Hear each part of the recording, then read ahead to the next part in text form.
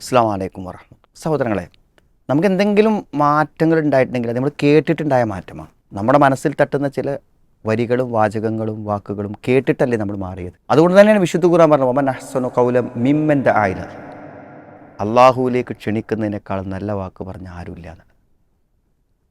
ഒരിക്കലും ഒരു മലയാള ഖുത്ബയുള്ള പള്ളിയില്ലാത്ത, ഒരു പ്രഭാഷണത്തിൻ്റെ വേദിയിലേക്ക് ക്ഷണിക്കപ്പെടാൻ സാധ്യതയില്ലാത്ത, വിശുദ്ധ ഖുർആൻ്റെ ഒരു വചനത്തിൻ്റെ അർത്ഥം പോലും കേൾക്കാൻ യാതൊരു സാഹചര്യവുമില്ലാത്ത ലക്ഷക്കണക്കിന് ആളുകളിലേക്ക് നമ്മുടെ സന്ദേശങ്ങൾ എത്തിക്കുന്നതാണ് നമ്മുടെ പീസ് റേഡിയോ. അതുകൊണ്ട് പീസ് റേഡിയോ ആരെയും നിർബന്ധിക്കലില്ല. പക്ഷെ നമ്മൾ ഈ പരിശുദ്ധ റമദാനിലും നല്ല കാര്യങ്ങൾക്ക് വേണ്ടി നൽകുമ്പോൾ എത്ര നിസ്സാരമായാലും ഒരു വിഹിതം നമ്മുടെ പീസ് റേഡിയോക്കും കൂട്ടത്തിൽ നൽകാൻ എല്ലാവരും ശ്രദ്ധിക്കാം.